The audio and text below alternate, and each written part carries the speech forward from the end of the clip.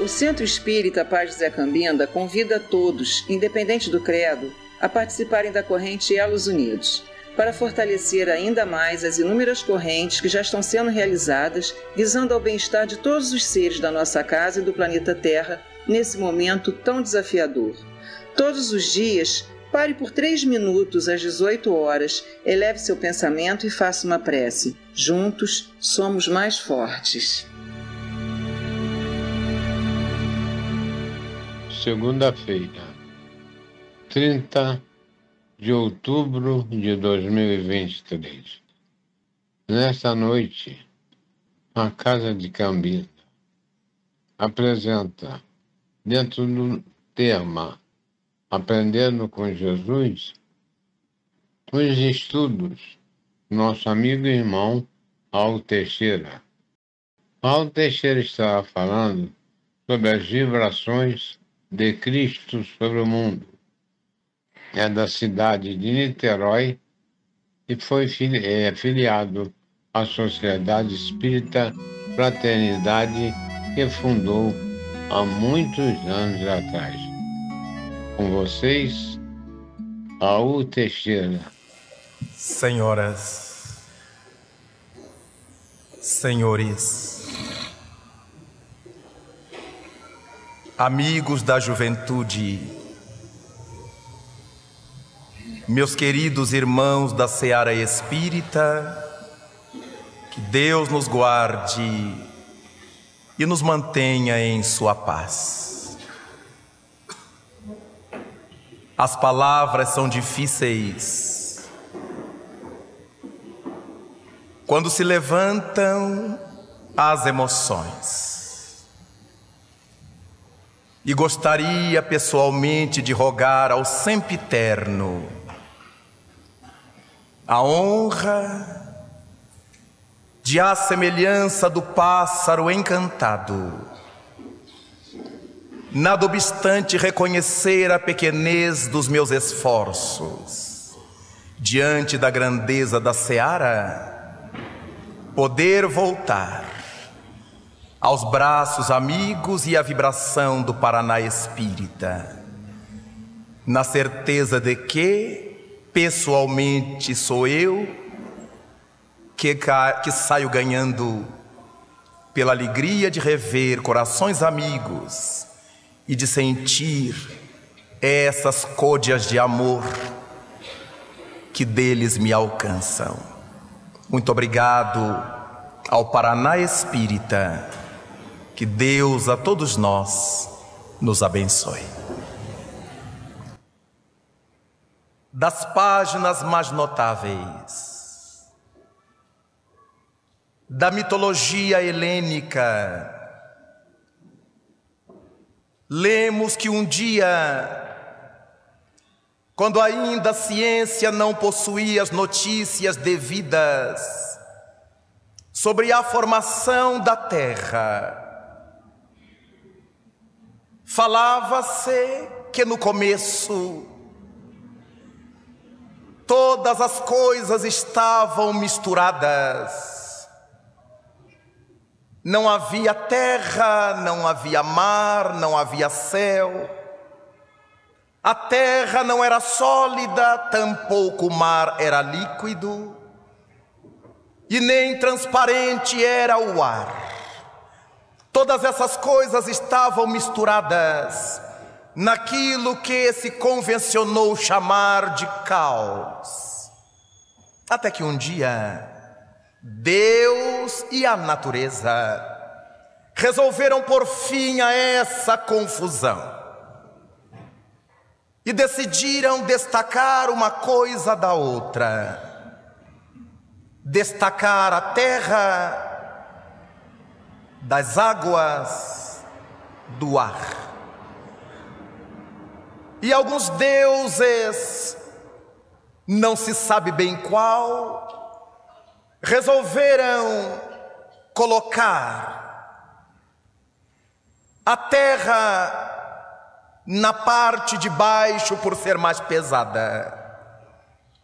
A substância ígnea deveria formar o firmamento e o ar tomou a posição imediatamente abaixo, e logo mais as águas trataram de preencher todas as reentrâncias que ficaram na terra, fazendo com que a terra nela flutuasse. Nesse interim, os deuses permitiram que Prometeu, um dos titãs, afirmava-se que os titãs fora uma raça de gigantes que povoara a terra antes dos homens. E Prometeu chamou a um dos seus irmãos, Epimeteu, para realizar sobre a terra o que precisava ser realizado: a criação dos seres, dos animais, e dariam tudo quanto esses seres animais necessitassem para viver no seio do restante da natureza. Epimeteu ficaria encarregado de atribuir a cada animal as suas características, dar a eles elementos de defesa, de sobrevivência, e ao cabo da obra Prometeu viria fazer a supervisão. Epimeteu aceitou de bom grado a tarefa e começou a preparar os animais. Para uns, deu a capacidade de viver como as aves no ar. Para outros, a capacidade de, como os peixes, habitar em água. E como os quadrúpedes, outros puderam habitar a terra. E Epimeteu passou a distribuir dos tesouros que lhe foram confiados. Para os animais, as devidas características: para um, a sagacidade; para outros, a agilidade; para outros, a beleza da plumagem; para outros e... precisavam formar alguém que pudesse sobrepairar todos aqueles animais, alguém que fosse superior a todos aqueles animais, e deveriam formar o ser humano.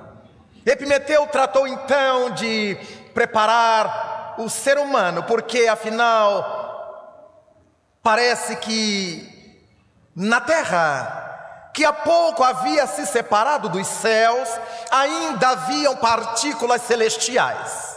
Ou quem sabe, os deuses tinham vindo abençoar a terra e colocar nela divindade. Daí os homens foram formados desse barro celeste. E quando Epimeteu foi dar-lhes as características, percebeu que ele tinha distribuído as características, as riquezas, de tal forma entre os irracionais, que agora faltavam riquezas para o ser que deveria sobrepairar os irracionais. Voltou ao seu irmão Prometeu, narrou-lhe a desdita, no momento exato em que deveria forjar o homem, e Prometeu não se deu por vencido. Em companhia da deusa Minerva, subiram aos mais altos céus, e quando passou, dirigido por Apolo, o carro de fogo, Prometeu e Minerva acenderam nele uma tocha e trouxeram para que Prometeu desse à criatura humana esse fogo sagrado advindo do carro de Apolo. O homem, agora de posse desse fogo sagrado, era portador da inteligência, da lucidez, da razão, e com esse fogo pôde então construir o que os irracionais não podiam. Epimeteu Filho erecto, diferente dos outros animais, que tinham que olhar sempre para baixo, o homem podia olhar à frente, e agora ele, detendo o fogo, era capaz de dominar os minerais, derretê-los, forjá-los, preparar ferramentas, armas, mais tarde cunhar moedas, e seria de fato o dono do mundo. Mas Júpiter não gostou. O pai dos deuses resolveu vingar-se de Prometeu e de Epimeteu, que deram ao ser humano o fogo dessa sabedoria e vingar-se do ser humano porque aceitou o fogo ofertado por Prometeu e Epimeteu. Então, diz a tradição mitológica, numa de suas versões, resolveu preparar alguém que ainda não existia, a mulher. Epimeteu vivia tão sozinho na terra gigantesca que então Júpiter resolveu preparar-lhe uma mulher. E essa mulher receberia doações das mais diversas divindades. A beleza foi uma oferta de Vênus, de Afrodite. A sagacidade, o poder de persuasão foram oferecidos por Mercúrio. Cada uma das divindades ofereceu à mulher um atributo, e então surgiu a primeira mulher da terra, Pandora. E Pandora foi enviada como presente para Epimeteu. Prometeu já houvera advertido ao seu irmão para que tivesse cuidados com os presentes de Júpiter. Eram verdadeiramente presentes de grego. E dessa forma, quando chegou o presente de Júpiter para Epimeteu, quem é que iria resistir? Aquela mulher belíssima como Vênus, divina como a luz, estando sozinho na vastidão da terra. Epimeteu esqueceu-se das advertências de Prometeu, recebeu a Pandora como sua companheira, e vivendo juntos, o esposo então apresentou à esposa tudo quanto ela poderia mexer, tocar, mas daquela construção toda do mundo, Epimeteu havia deixado numa caixa fechada tudo quanto ele viu que não prestaria para oferecer ao mundo, e ali estava guardado com algumas coisas boas que ele ainda iria oferecer ao mundo. E disse para a esposa que ali era um território indevassável, aquela caixa era intocável. Por que ele foi falar? Bastou dizer a Pandora que ela podia mexer em tudo, menos naquela caixa. Foi naquela caixa que Pandora quis mexer. E aproveitou um dia que Epimeteu não estava e conseguiu abrir a caixa. Mas diz a lenda que naquela caixa estavam misturadas todas as misérias do mundo, que começaram a se evolar: a dor, a frustração, a gota, a peste, todos os tipos de misérias. E quando ela, assustada, conseguiu de novo fechar a caixa, todas as tragédias haviam se espalhado pelo mundo. E o que ficara na caixa? Ficara num dos recantos uma virtude que ainda chegaria o momento de dá-la ao mundo por parte de Epimeteu. Era a esperança que ficou. Depois de tudo isso, naturalmente os episódios de quando chegou Epimeteu e saber da realidade, após toda essa epopeia, surgem na humanidade então formada os períodos, as fases. O primeiro período era o período da simplicidade, da ingenuidade, da harmonia, da beleza, a idade do ouro, em que tudo era paradisíaco. Depois, um pouco menos bela que a idade do ouro, surgiu a idade da prata, depois a idade do cobre, a idade do bronze, e a mais terrível, a idade do ferro. Nessa fase,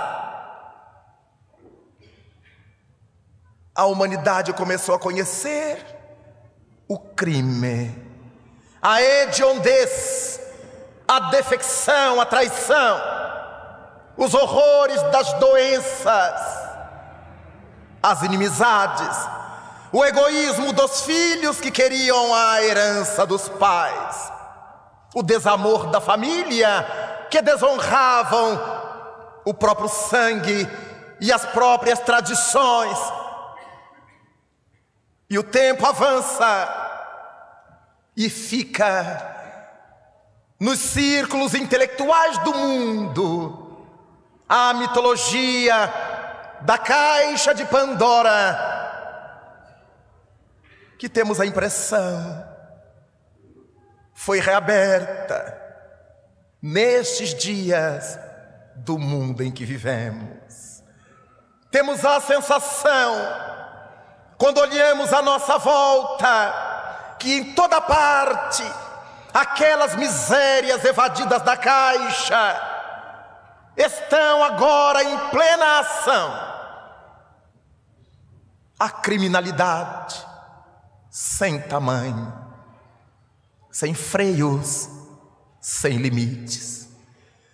Nas classes menos abastadas, entre os pobres, entre os miseráveis, e entre os ricos, os poderosos, está a criminalidade. Desde os guetos aos palácios, a voracidade do crime, da violência, a drogadição que avassala em todos os lugares. Não há uma só família que tenha a possibilidade de dizer que não foi picada por esse inseto terrível da drogadição, que não foi manchada por essa nódoa atormentante da violência. Por todas as partes da terra, as defecções, amigos que apunhalam amigos, pais que matam filhos, filhos que trucidam seus pais, irmãos que se entredestroem. E nos lembramos de uma voz que um dia soou na terra, desde as montanhas da Galileia até a montanha da Caveira, onde concluiu a sua trajetória encarnada, quando nos disse o celeste pastor: quando a abominação que gera desolação penetrar os lugares santos, aqueles que estiverem no topo dos telhados, não desça sob nenhuma justificativa. Quem se encontrar no alto das montanhas, não há por que baixar sob qualquer pretexto, e quem estiver nos campos não retorne sob nenhuma alegação. O sermão profético, todos os 3 símbolos são símbolos da retidão, da dignidade, da honradez, da lucidez.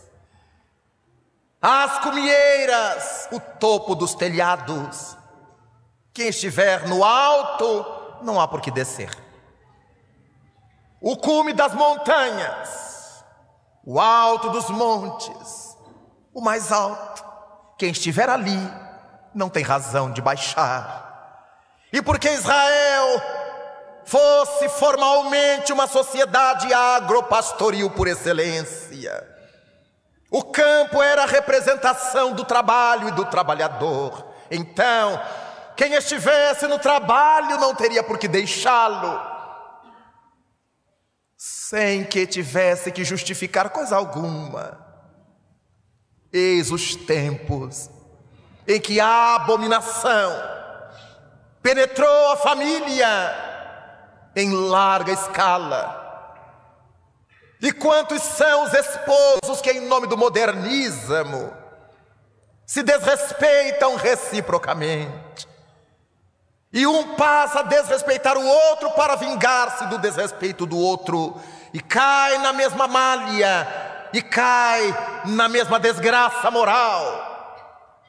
Quantos são os filhos que começam a ter ambição desmedida sobre aquilo que fatalmente lhes será herança, mas eles não têm a paciência de esperar, porque querem gastar hoje aquilo que supõe lhes pertencer, e por isso destroem seus pais, que quase nunca puseram nessas almas as sementes luminosas da presença de Deus. Foram criando-os ao sabor do mundo, para o mundo e pelo mundo, valorizando exatamente essas coisas pelas quais eles hoje são capazes de trucidar, sem o mínimo remorso, sem trepidar. Daí então, a abominação gerando a desolação nos templos religiosos. Quando ouvimos toda sorte de noticiário, desde a exploração econômico-financeira, em nome de Deus, a prostituição sexual, em nome de Deus, a violência sexual, em nome de Deus, a dominação das ideias, em nome de Deus, porque esses que assim agem não creem em Deus, descobriram que Deus e Jesus são excelentes produtos de mercado e resolveram a empreender essa postura mercadológica, quando Jesus Cristo já houvera dito que a casa do Senhor não poderia ser covil de salteadores de todos os matizes. A abominação que gera desolação nos locais de trabalho, nas oficinas onde ganhamos o pão diário, quando um deseja passar por cima do outro, ganhar a posição do outro, alguns se prostituem, literalmente, outros mentem, caluniam, infelicitam, para derrubar aquele que se lhe mostra como obstáculo, inconsciente e involuntariamente. Gargalham as sombras nessa idade do ferro, porque passa a humanidade. Allan Kardec teve ensejo de expressar num dos seus estudos sobre as aristocracias, uma delas que era nefasta por excelência, a aristocracia do dinheiro, do poder econômico, a qual retornamos nestes dias, em que o dinheiro é capaz de comprar testemunhos, depoimentos, consciência de advogados, juízes, pais, mães, homens, mulheres.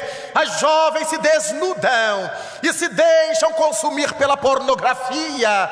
Os jovens no mesmo caminho, tantos deles, e dizem com o maior cinismo: é minha carreira, com alguns milhares de reais ou de dólares, entregam a dignidade para que milhares e milhares de indivíduos os saboreiem lascivamente nas páginas das revistas pornôs.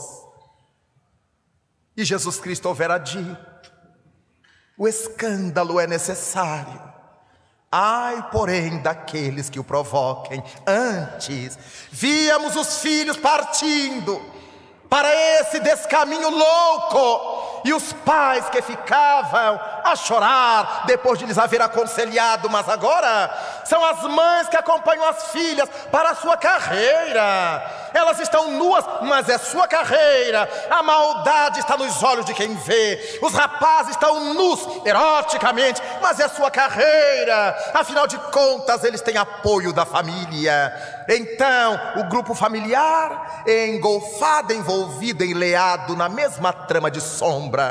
Porque ninguém pode fazer uma carreira, ou ninguém deve, uma carreira tão nefasta. Porque se o escândalo é necessário, mas ai daquele que o provoque.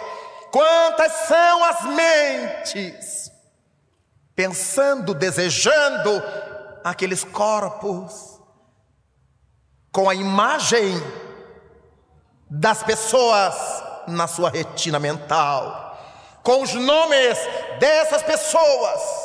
Não precisamos de outro elemento para desfechar sobre essas pessoas a nossa baba psíquica, o babejar dos desejos mais desenfreados. E como poderemos estranhar de a humanidade estar sofrendo doenças psiquiátricas nunca vistas antes, doenças físicas que os facultativos dizem nunca terem visto antes. É uma em 1 milhão. Nunca houve os tipos de cânceres que estamos encontrando agora. Mas nunca houve tanta dissolução na terra. Nessa idade do ferro, em que se mistura o desenvolvimento intelecto com o ensombramento moral, informam-nos os espíritos nobres que as portas das genas abissais se abriram e uma enormidade de entidades violentas, virulentas, está voltando para experimentar esses momentos decisivos da humanidade terrestre, para dizerem ao Criador que estão dispostas a retomar o caminho, ou que estão dispostas a manter o velho status quo psíquico-emocional de antes. Vemo-los lindos, a plástica perfeita, homens e mulheres, rapazes e moças, de belezas liriais, mas as mentes pérfidas, capazes de cometer os maiores desatinos, sem enrugar uma peça do rosto, sem corar. E perguntei aos amigos espirituais como, por que tanta frieza? E eles me informaram que essa frieza lhes é natural, porque são bárbaros que matavam só para ver como seria o tombo. Viveram nessas furnas abissais, sem mudar a cabeça, sem mudar o gênio, o temperamento.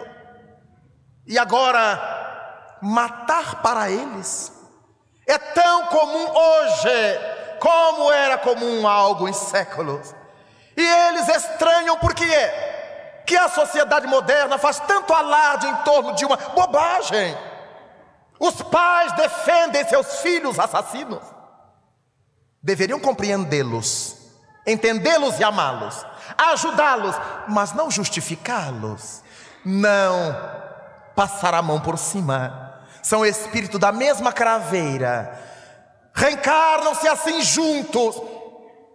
O pai segura para que o filho avance, agrida, mate. O irmão segura para que o outro desfeche golpes. E nós estamos encontrando em toda parte no mundo o que se convencionou chamar no Brasil de pit boys, fazendo comparação com o animal, com o irracional.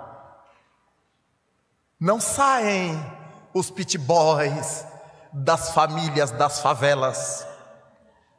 Não saem os pit boys das creches dos bairros pobres. mas dos bairros de luxo, da classe média alta, da classe rica, na certeza de que ficarão impunes. Governantes cínicos interpretam a legislação ao seu talante e admitem que sempre se poderá abrir mão do senso de justiça para com a criminalidade. Estão pensando que amanhã poderá ser seu filho, que também está na mesma rota. Poderá ser um parente seu, que sabem estar no mesmo caminho das drogas e da loucura. Então é melhor deixar as coisas como estão, a ter que mexer agora e mais tarde eu me vir envolvido, porque um dos meus chegará aqui. Quando o índio Galdino foi queimado em Brasília por jovens de classe alta, a declaração deles diante da polícia foi de um cinismo e de uma tristeza ímpares. Nós pensamos que fosse mendigo, a gente não sabia que era índio. Então mendigos se podem queimar. Se fossem índios, mas outros que matam índios, e índio que matam outros. Daí a caixa de Pandora mitológica, espalhando seus miasmas pela terra. E o velho Rui Barbosa escreveu um dia com rara sapiência que chegaria o dia que, de tanto ver triunfar a desonra, o crime, a maldade, a perfídia, o homem, o ser humano teria vergonha de ser honesto. E como temos vergonha de ser honestos? Se estivermos conversando com alguém que já trapaceou, não temos coragem de dizer, mas eu não trapaceio. A gente arranja uma coisa para trapacear também, mesmo que saiba que é mentira. Se estivermos conversando com alguém que tem amantes, mesmo que nós respeitemos a esposa ou o esposo, mas diante do atormentado, nós arranjamos um amante também. Para não ficar diferente, nós temos vergonha da honestidade. Quando apresentamos na sociedade uma virtude qualquer e as pessoas perguntam-nos, é por causa da sua religião? Temos pressa de dizer, não, que é isso, que nada. Não temos coragem de dizer sim, é por causa da minha religião. É tão bom a gente ter uma religião que nos orienta, que nos liberta, que nos elucida, mas nós temos tanta vergonha de dizer para os outros que a gente é religioso, que aí nós ficamos arranjando justificativas para exprimir que essa virtude que apresentamos, porventura, não é fruto da nossa religião, é porque nós somos bons demais. Então a gente é assim por quê? Por causa de Jesus, das suas mãos abertas sobre nossas cabeças e de seu coração pulsante junto ao nosso coração, a caixa de Pandora.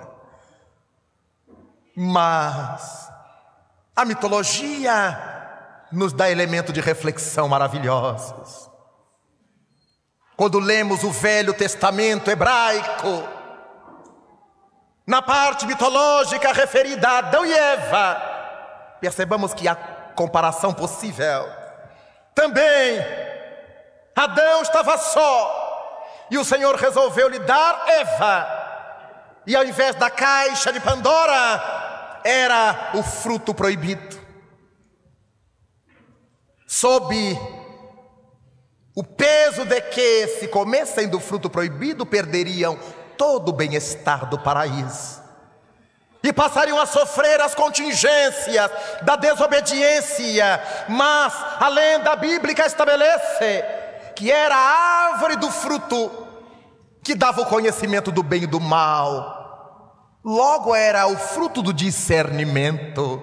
A partir do momento em que o ser humano se apresentou no cenário do mundo simples e ignorante, começando nessa encruzilhada da vida Como nos lembra a questão 607 do Livro dos Espíritos. É a partir desse momento em que deixamos de ser meramente princípios espirituais para nos tornarmos seres humanos dotados de uma virtude que os irracionais não possuem. Por isso são chamados de irracionais, a razão. E a razão, o que é senão a possibilidade do pensamento contínuo, já que os irracionais têm-no descontinuadamente. A possibilidade que temos nós, os racionais, de juntar presente, passado e futuro, de dizer hoje não está tão frio como esteve o ano passado na mesma época. Tomara que no próximo ano o clima esteja assim como está hoje. Nós, racionais, temos essa possibilidade de vincular presente, passado e futuro, o que os irracionais não têm. Nós podemos cogitar e inferir o que os irracionais não podem. E ainda nos diz o Livro dos Espíritos que o ser humano é o único na Terra capaz de pensar em Deus. E quando Allan Kardec pergunta, diante de tanta gente que diz que o animal também é ser humano, Allan Kardec pergunta: qual é a distância que separa nós, humanos, dos irracionais? E o Espírito de verdade nos diz que é a mesma distância que medeia entre nós racionais e Deus. Então nós imaginamos esse espectro de crescimento. Pois bem, quando Adão e Eva, simbológico, comeram do fruto proibido, representa exatamente essa encruzilhada em que nos tornamos seres racionais. Era o fruto do conhecimento do bem e do mal. E a razão nos leva a discernir, dirá o notável Immanuel Kant, racionalista por excelência. Esta razão que, se nos deixássemos por ela conduzir, teríamos todas as chances de não nos equivocar, de não errar. Mas a nossa razão humana está atrelada a uma outra força do ser humano: o livre-arbítrio. O livre-arbítrio é o timão que dirige a nossa volição, dirão os psicólogos. A nossa vontade, os nossos desejos. É o livre-arbítrio que diz-nos se vamos olhar para a direita ou para a esquerda, se vamos subir ou descer, se vamos comer ou passar fome, se vamos nos vestir com essa ou com aquela cor ou nos desnudar. Então, também na mitologia grega, Prometeu com Minerva foram buscar no carro da luz, no carro do sol, as chamas que deveriam crepitar na alma humana, fazendo com que o ser humano pudesse ser na terra o rei da criação. Daí começamos a refletir, a pensar.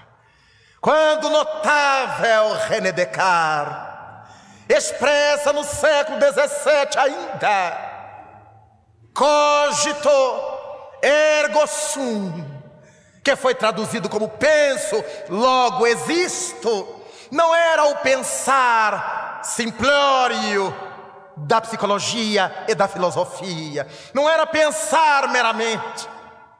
Flor está pensado, era cogitar. Cogitar é um pensar refletido, é um pensar idealizado, é um pensar envolvendo a coisa pensada. Quando nós pensamos flor, vemos uma flor. Mas quando dizemos como a flor é bela, como ela é perfumada, como são de tamanhos variados, como as flores são, como as flores deixam de ser, estamos cogitando, estamos raciocinando, estamos atribuindo valores ao pensamento. Cogito ergo sum. Quando o ser humano começa a cogitar, de si próprio, não pensa simplesmente eu. Ele se questiona: quem sou eu? Eis o cogito. De onde eu vim? Eis o cogito. Que faço aqui? Eis o cogito. Daí então, nesta hora ciclópica do mundo, quando as pragas da caixa de Pandora parecem dominar a quase todos, nós pensamos na necessidade de voltar a cogitar sobre as razões que nos trouxeram à Terra. Por que me encontro aqui? O que é que Deus quer de mim? Os que somos deístas. E quem não é? O que a vida pretende de mim? E se a vida é bela, certamente não desejará de mim algo que não seja como ela, belo. Se perguntarmos a Deus, se perguntarmos a Jesus, aos seus prepostos que estão mais próximos de nós, certamente eles nos responderão. Quando a doutrina espírita explode na terra, a luz trazida de Apolo, simbolicamente, para expandir por sobre a humanidade, vem exatamente atender a essas questões propostas no ato de cogitar dos seres humanos mais primevos. Quem sou eu? Filho de Deus, criação de Deus, criado por seu amor. Certamente que, se nós pensamos em Deus, na simbologia bíblico-judaica, criando a luz diante das densas trevas que cobriam a face do abismo, e o latinista colocou ali Fiat Lux, e a luz se fez. Sem dúvida nós poderemos cogitar de que um dia o Criador também estabeleceu Fiat Anima, e a alma se fez. Nesse dia atemporal, nós tivemos começo como princípio inteligente. Agora, racionais, que nos cabe fazer aqui? Allan Kardec perguntou aos imortais: qual é o objetivo da ligação do espírito à matéria? E eles contestaram-lhe dizendo: o espírito se liga à matéria com o objetivo de intelectualizá-la, fazê-la passar pelos processos intelectuais. É graças a isso que convertemos minérios em utilidades domésticas, em utilidades fabris, em utilidades industriais. Convertemos vegetais e petróleo em alimentos e vestes, em utensílios para o nosso uso. Convertemos a energia solta na nossa atmosfera em energia disciplinada, como a energia elétrica, da qual nos valemos em todos os instantes. A nossa vida na Terra hoje é impensada sem a eletricidade. Daqui a pouco será impensada sem a energia atômica. Como hoje é impensada sem o petróleo. Tudo saído da natureza que o espírito aprendeu a intelectualizar, tirá-la do seu estado primitivo e dar-lhe o conteúdo da sua estrutura mental, da sua estrutura intelectual. É dessa forma que hoje, quando vemos a Terra se intelectualizando cada vez mais, quando o ser humano amartiçou, alunizou, quando nós estamos a caminho de Vênus, quando nós descobrimos com o Dr. Fred Hoyle as moléculas de cianotriacetileno fora do sistema solar, dando-lhe a possibilidade de dizer que há vida orgânica para além do nosso sistema na sua condição de astrofísico e de exobiólogo. Nós nos questionamos: que queres de nós, Senhor? Temos tanto saber, a nossa ciência avança tanto, e ainda no mundo nos estamos matando, nos estamos digladiando, estamos caluniando, maldizendo os nossos irmãos. Que queres de nós? E certamente Ele nos responderá: abri as páginas da Boa Nova, onde o Senhor já vos disse tudo o que era necessário, e afirmou que aquilo que Ele não nos podia dizer naquele então, rogaria ao Pai, para que esse Pai nos enviasse um outro Consolador, o Espírito de verdade que o mundo não vê, porque não o conhece, afirmava o Mestre, mas vós o conheceis, porque Ele vive convosco e no futuro habitará em vós. Um outro Consolador. Por que um outro? Porque Ele já era o nosso primeiro Consolador. Eu vim para que tenhais vida abundante. Eu sou o médico das almas. Eu não vim para os sãos, eu vim para os enfermos. Eu sou o caminho, eu sou a verdade, eu sou a vida. Eu sou a água viva, aquele que beber de mim. Eu sou o pão da vida. Ele era o primeiro Consolador. Todos aqueles que estáis cansados, oprimidos, atormentados, vinde a mim. Ele era o primeiro Consolador. Mas rogaria ao Pai, para que nós não ficássemos órfãos, que nos enviaria um outro Consolador, que entre nós chegou naqueles idos de 1858, com o brilho de O Livro dos Espíritos, que reacendeu-nos as esperanças, com a luminosidade de O Evangelho segundo o Espiritismo, naquele 6 de abril de 1864, e que até hoje transformou-se nesse vademecum, nesse roteiro, para que nós pudéssemos saber como viver. Quando Allan Kardec estabelece que seria tratado na obra somente o conteúdo moral dos ensinos do Cristo, exatamente o conteúdo que não havia e não há como torcer, como distorcer. Nós podemos até discordar deles, mas não há como dizer que Jesus Cristo falou o que não falou, que Ele disse o que não dissera. Então aí está para nós a grande necessidade do mundo, a necessidade moral. Por isto, o Evangelho segundo o Espiritismo,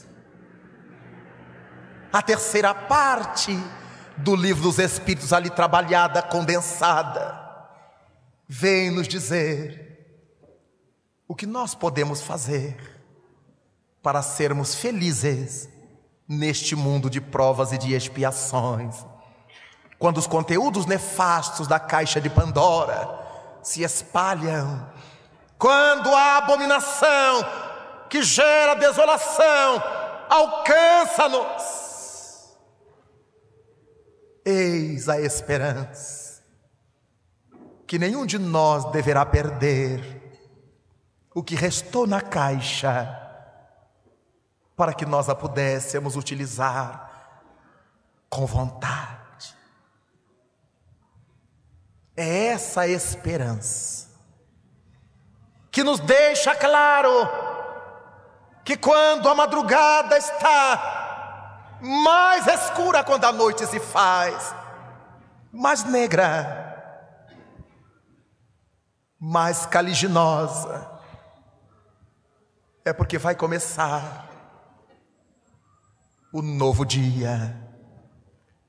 No auge da noite, densa e escura, começa a se plasmar o amanhecer. Como ninguém pode mais deter a aurora, como disse o poeta, logo mais amanhecerá.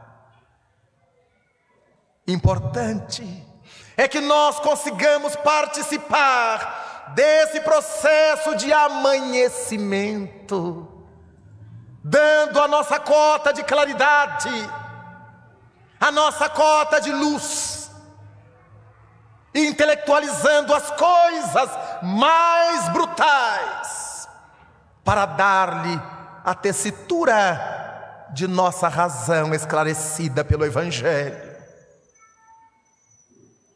Não é à toa que no bojo dessa obra, Allan Kardec trata da missão do homem inteligente na Terra. Por que que nós estamos na Terra portadores dessas capacidades intelectuais? Para nos gloriarmos, para nos vangloriarmos, para nos envaidecermos, para sermos ególatras? Não. Para que, como disse Cáritas, nos convertêssemos no espelho no qual o Senhor pudesse refletir a própria imagem. Por quê? Por que que somos sabedores das coisas na terra? Para que possamos brilhar, fazer brilhar a nossa luz, como propôs o Mestre Nazareno. Por isso então, recebemos de Jesus esse fogo sagrado da oportunidade. Somos todos nós, velhos caminhantes da evolução. Não importa qual seja hoje a nossa idade cronológica, o nosso estado interior, não importa qual seja a nossa nacionalidade, não importa qual seja a língua que falemos, não importa qual seja a nossa riqueza, a nossa posição social, a realidade é que somos viandantes da evolução. Estamos na marcha para o progresso. Mas Jesus Cristo nos convida hoje. Vem hoje trabalhar na vinha do Senhor. Vem hoje. E não nos cabe deixar para o amanhã.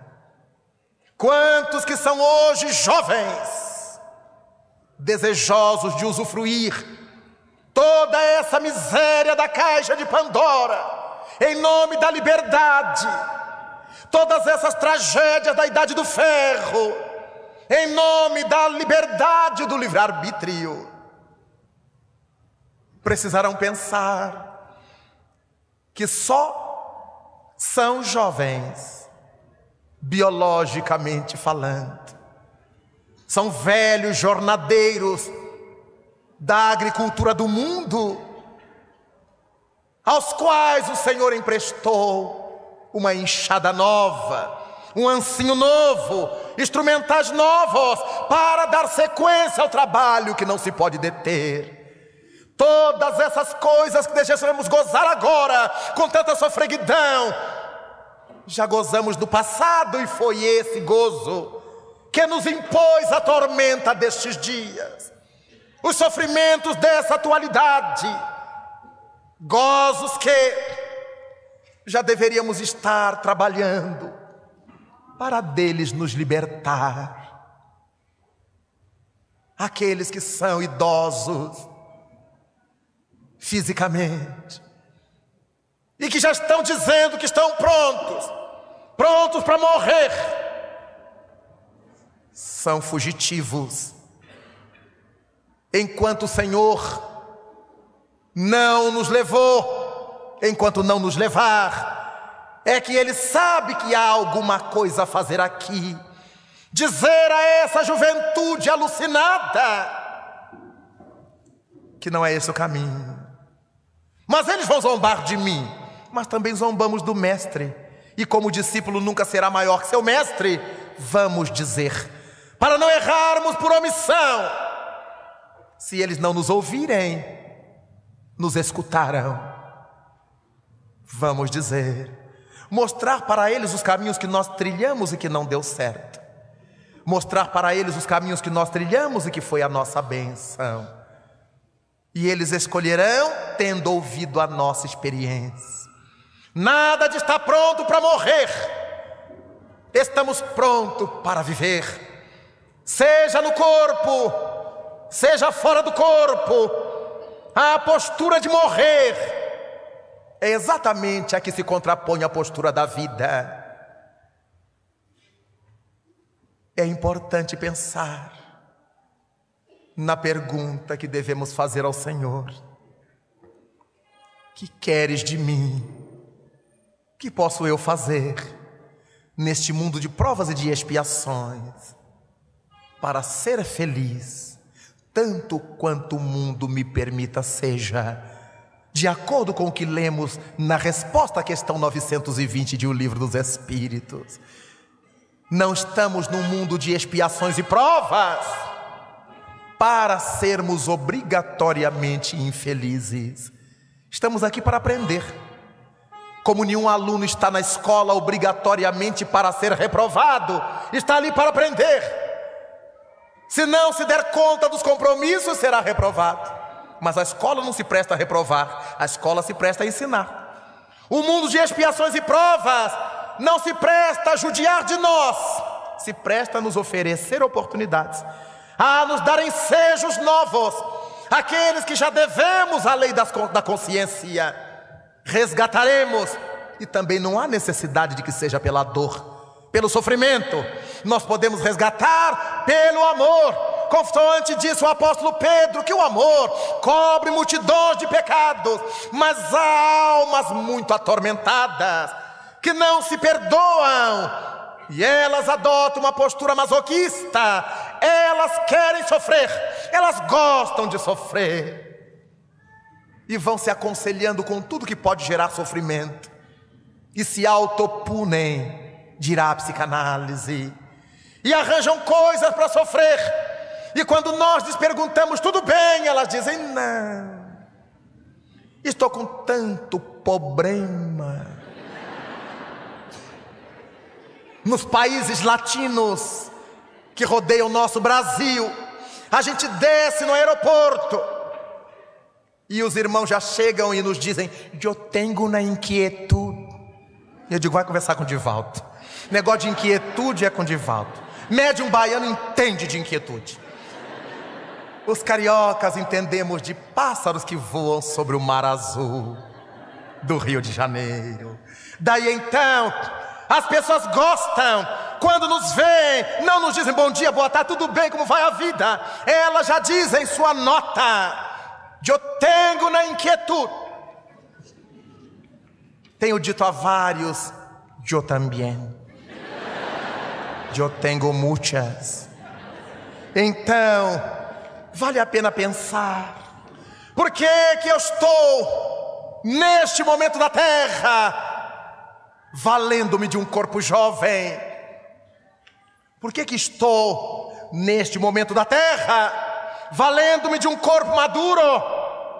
Por que que Deus deixou-me neste exato momento do mundo, usufruindo um corpo envelhecido, mas uma mente sã, lúcida? Não é para que eu receba todo ano a última festa dos meus parentes, imaginando que eu já vá desencarnar. Vou fazer a última festa para vovó, porque quem sabe, né? A última festa para o vovô. Renunciemos a isto, nada disto. Nada de última festinha de agouro. Vamos viver. Eu quero trabalhar. E a doutora Monique Leponsan, valendo-se das experiências sobre inteligência e uso da mente, do doutor Jean-Pierre Changeux, na França, e na Universidade Americana de Minnesota, estabeleceu a doutora psicóloga Monique Leponsan, que quando nós damos a nossa mente várias nutrições, quando aprendemos várias coisas, quando fazemos várias coisas, ela que é diretora-presidenta do Instituto Francês Anti-Velhice, ela estabeleceu que quando a pessoa mantém-se numa monoideia, envelhece mais rapidamente. Quando a gente conversa com um professor que só fala de aula, de nota e de aluno, ele se emparedou na velhice. Quando a gente conversa com um bancário que só fala de cheque cruzado, cheque em branco, cheque disso, cheque aquilo, ele se emparedou nos seus spreads. Quando conversamos com alguém que só fala da mesma coisa, que só sabe pensar na mesma coisa, que só pensa naquilo, doutora Leponsan estabeleceu que esses envelhecem precocemente, porque os seres mais inteligentes da Terra, disse Changeux, chegaram a desenvolver somente 10% da capacidade lobular, os mais inteligentes. A massa, nos localizamos entre 0,5% e 3,5%.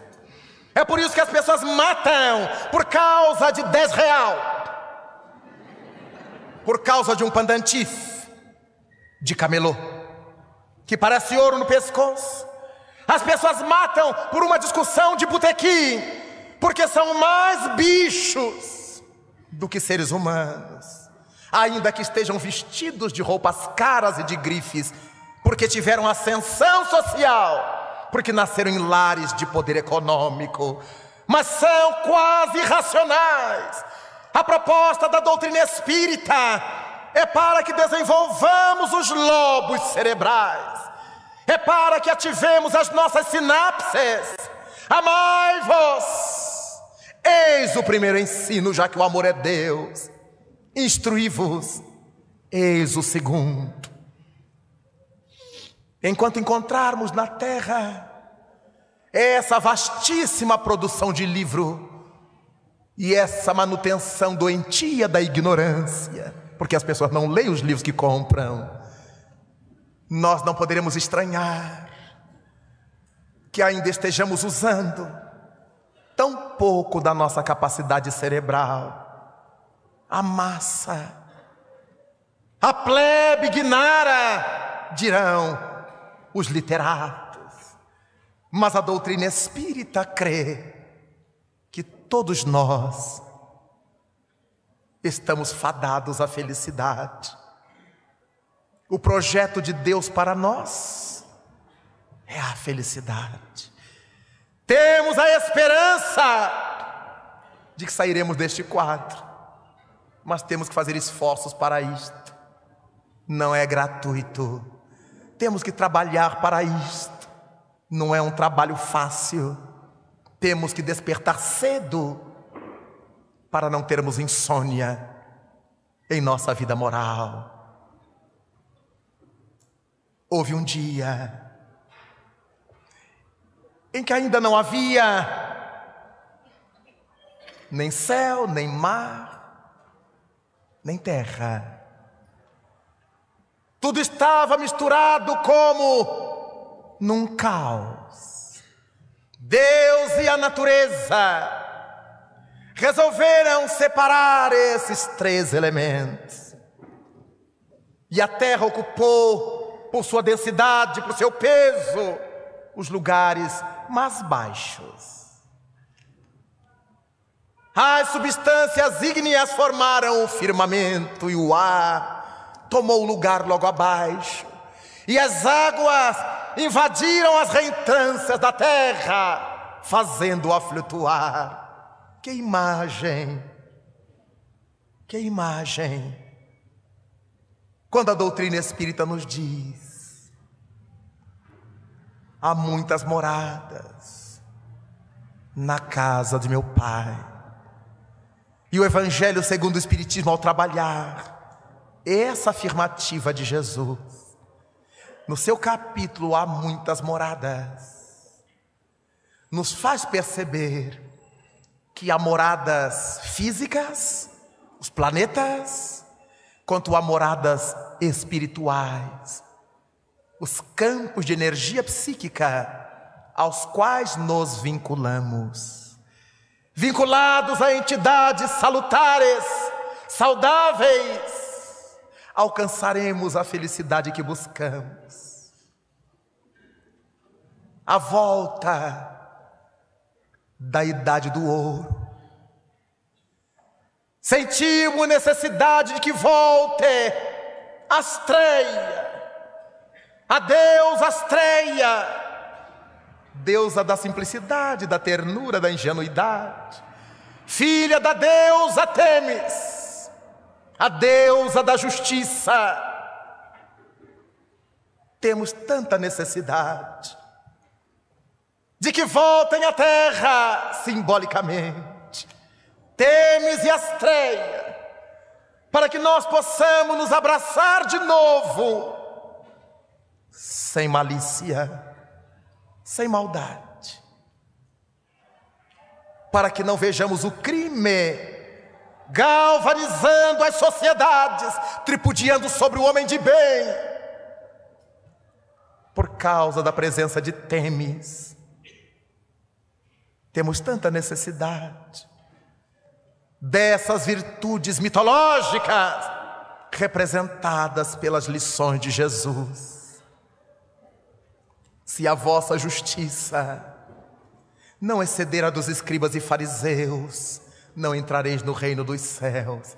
A justiça dos escribas e dos fariseus era aquela que estabelecia para os amigos tudo, para os inimigos a lei, exatamente como hoje. Os amigos podem tudo.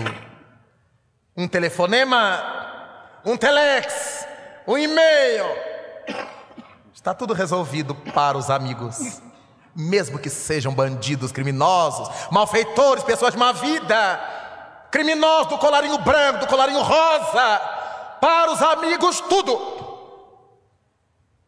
E para o povo que sustenta essa loucura, pagando impostos, a lei interpretada por suspeitos operadores do direito. Temos tanta necessidade de Jesus.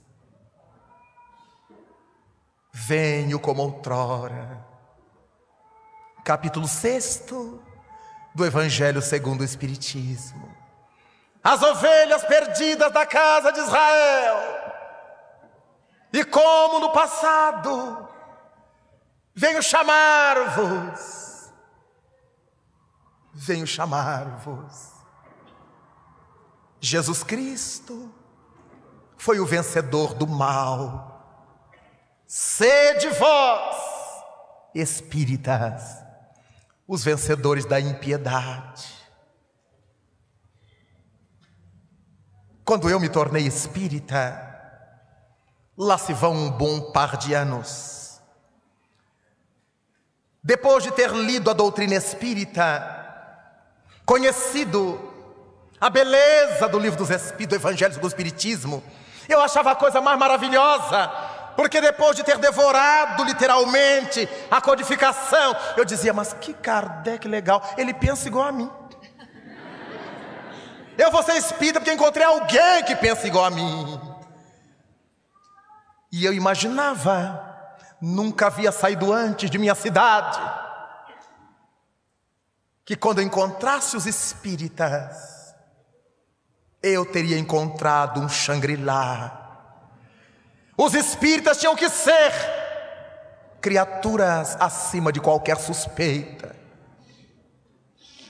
Como um dia pensou Mohandas Gandhi. Se aquele livro atribuído às lições de Cristo era o livro dos cristãos, eles não estavam vivendo as lições daquele livro. Daí então comecei a viajar. E fui vendo, e fui conhecendo, e fui me dando conta de que os espiritistas não passam, como não passavam naquela época, de soldados num campo de batalha, dirá Camilo. soldados num campo de guerra, cada qual enfrentando a sua luta contra si próprio, a favor de si mesmo, contra o homem velho, a favor do homem novo. Os espíritas não passamos de soldados na guerra por um mundo melhor. Explica-me o benfeitor Camilo que isso não deve ser o motivo da nossa tragédia, da nossa infelicidade, mas o motivo da nossa esperança. Por quê? Porque numa guerra nós podemos perder uma batalha, ganhamos outra, perdemos aquela, ganhamos aquela outra. O mais importante é o somatório das batalhas vencidas, que deverá sobrepujar o somatório das batalhas perdidas. Então, quando nós tropeçarmos por essas avenidas do mundo, não nos atormentemos. Façamos propósito de não cair no mesmo lugar, de não tropeçar no mesmo lugar, no mesmo calhau, prestando mais atenção, vigilantes. Quando nos equivocarmos em alguma coisa e nos dermos conta disso, não há motivo para que nos matemos, para que assumamos um complexo de culpa e passemos a nos autoflagelar por isto. Façamos o propósito, como propõe Santo Agostinho, de mudanças para o dia seguinte, para o momento seguinte, para a atividade seguinte. Quando errarmos contra um companheiro e nos dermos conta do equívoco, como lembrou Jesus, reconciliemo-nos com o nosso adversário, enquanto com ele estivermos caminhando. Façamos brilhar a nossa luz, enquanto temos a luz dele sobre nós. Brilhe a vossa luz enquanto é dia. É mais fácil acender o nosso candeeiro na luz que já está acesa do que procurarmos luz na noite escura, como as virgens loucas da parábola, para as quais faltava combustível. Hoje, meus irmãos, e não amanhã, vem hoje trabalhar na vinha do Senhor. Quanta gente imagina que trabalhar na vinha do Senhor seja tão somente chafurdar-se numa instituição religiosa e fazer as tarefas da religião institucional. Trabalhar na vinha do Senhor começa por trabalhar-nos, carpindo o matagal do coração, drenando o charco da alma, dragando a lama que se esconde em nossa intimidade. Estamos trabalhando na vinha do Senhor. Quando falamos com gentileza às pessoas, mesmo que elas sejam ignorantes, mesmo que elas sejam grosseiras, porque se respondermos com a mesma grosseria, quem garante que sejamos nós superiores? Daí a outra face é trabalhar na vinha do Senhor. Quando nós educamos nossos filhos, sem esconder-lhes a bala, sem esconder-lhes a disciplina, o doce e a energia, porque eles não são nossos, são emprestados de Deus aos nossos cuidados. Quando fazemos isto, estamos trabalhando na vinha do Senhor. Cuidar bem dos maridos, cuidar bem das esposas, não é paparicá-los, embora isso não esteja afastado, mas é respeitar,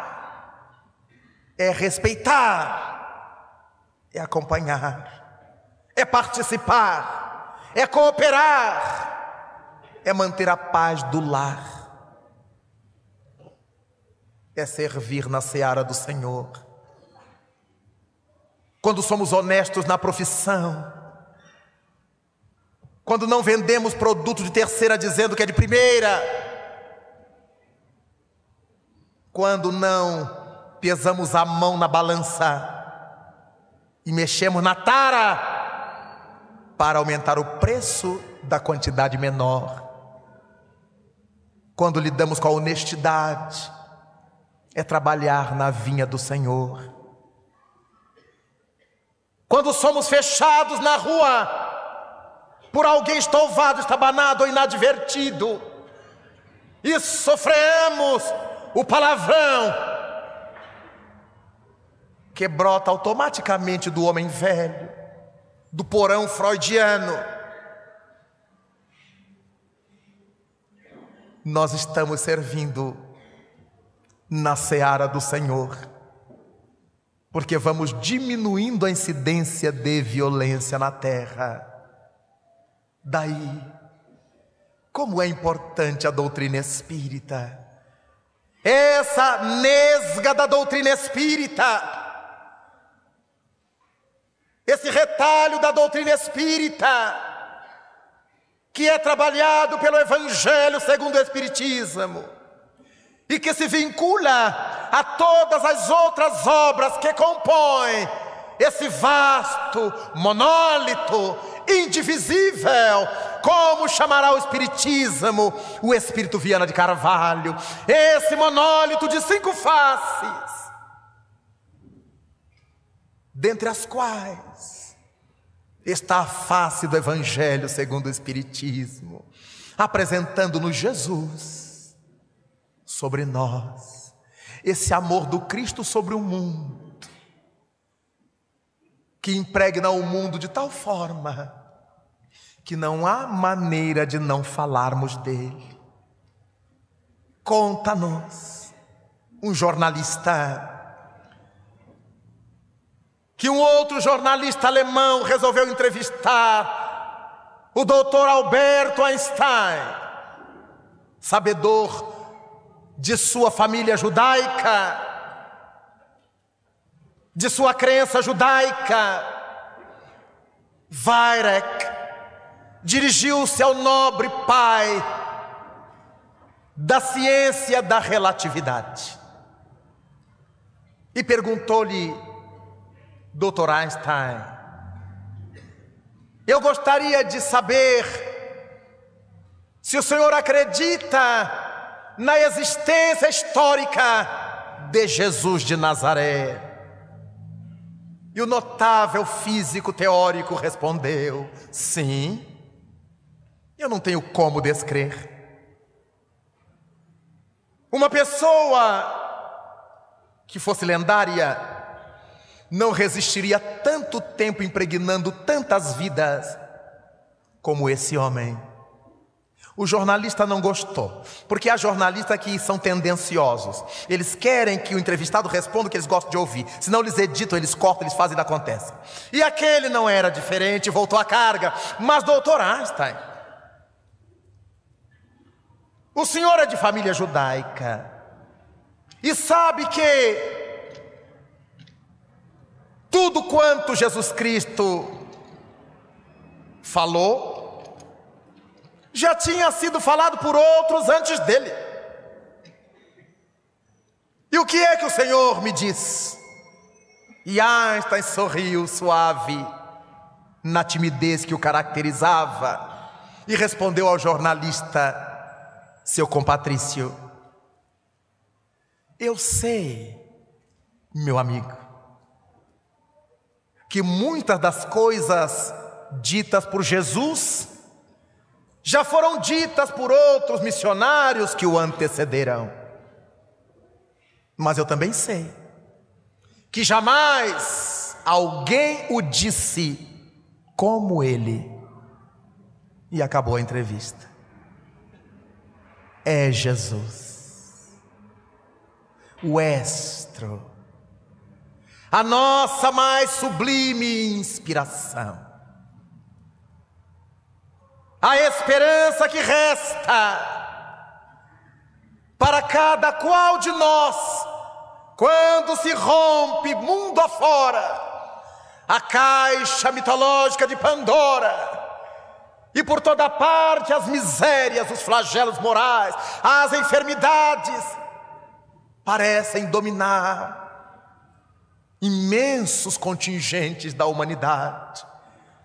Estamos chamados hoje, os espíritas, os espiritados, os avizinhados do espiritismo, todos aqueles que um dia tiveram alguma noção de mundo espiritual, estamos convocados por Jesus a adotar a esperança como norma de vida. Nada de nos entregarmos ao desespero. O mundo não tem jeito, agora que está começando a ter. Porque tudo isso que estamos vendo já existia na alma humana, não tivera a oportunidade de ser exteriorizado. Diz-nos Joana de Ângeles que era o tumor que vivia no organismo social do mundo, escondido. E com o amadurecimento da humanidade, esse tumor amadurece, chega à tona, e ao ser esvurmado, o que vemos nos causa asco, nojo, horror. Mas é quando o tumor é vazado que o organismo pode pensar na possibilidade de cura. Estamos no momento do esvurmar desse tumor moral da humanidade. Está começando o processo de cura do mundo. Quando um facultativo tem que realizar uma cirurgia, o abrir do organismo, a separação das partes, o sangue, os órgãos pulsando, trazem-nos a agonia, a sensação de desmaio, o horror. Mas é ali que começa o processo da cura. Como afirmavam os primitivos africanos de Lambaréné, quando o doutor Albert Schweitzer, para operar os doentes, anestesiava-os para poder abri-los, depois suturava, e passando o efeito do anestésico, os doentes voltavam à vida sarados. E os primitivos diziam que aquele era o doutor que matava para fazer viver. Daí então, nessa hora difícil da humanidade, esperança, que não estará nos outros, esperança na nossa capacidade de resistência moral, esperança na nossa capacidade de dizer sim, sim, não, não. Esperança na nossa coragem de afirmar, sim, é por causa da minha religião que eu sou assim. Mas você é tão bonzinho, por causa da minha religião que me ensina a sê-lo. Mas você não bebe, não fuma, não é prostituto, não engana a mulher nem o marido. É por causa da doutrina espírita que eu sou assim. A coragem que a esperança nos dá, porque é Jesus a nossa mais profunda inspiração. Hoje ainda, comecemos a fazer esse trabalho introspectivo, cada qual de nós, e nos perguntemos: Senhor, agora que te entendo mais, através dos estudos da doutrina espírita, que queres de mim? E se abrirmos os ouvidos espirituais, ouviremos as respostas. Para cada qual, o Senhor desejará algo especial. Então, por isso, todos, encorajados pela esperança de um mundo melhor, de uma sociedade maior, cristã por excelência e não cristã por rótulos, nós todos nos daremos as mãos.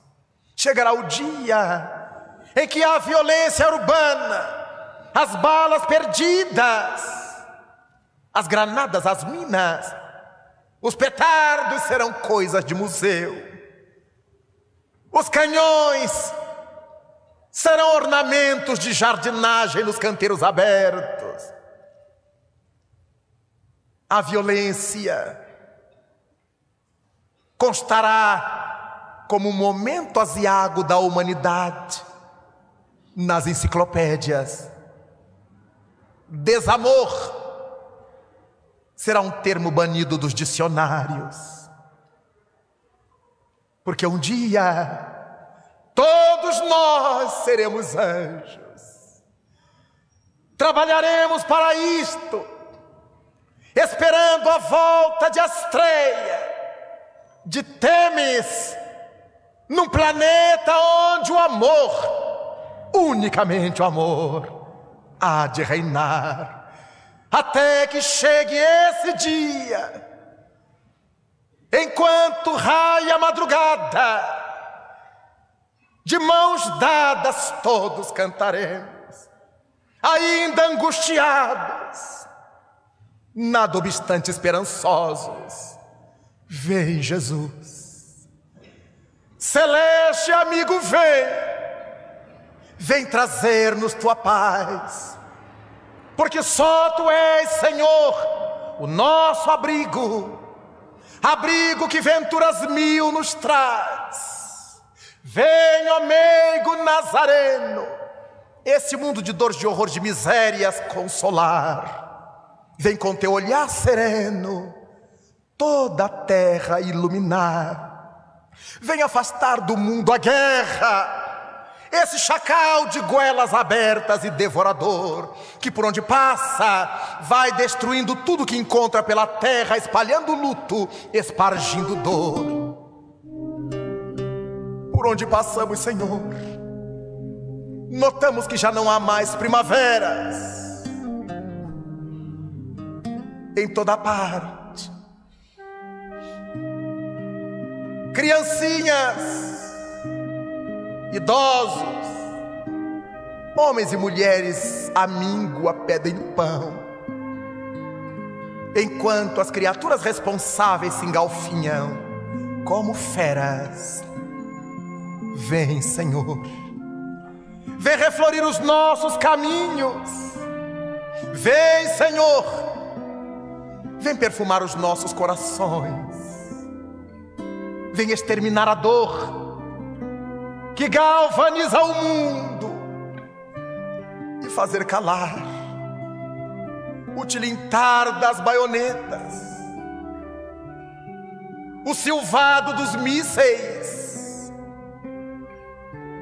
o estrondo miserando dos canhões. Vem, Senhor, com teu amor tão profundo,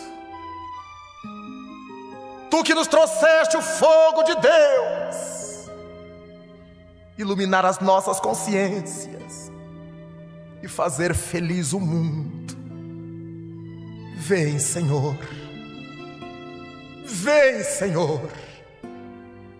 Muito obrigado, senhores.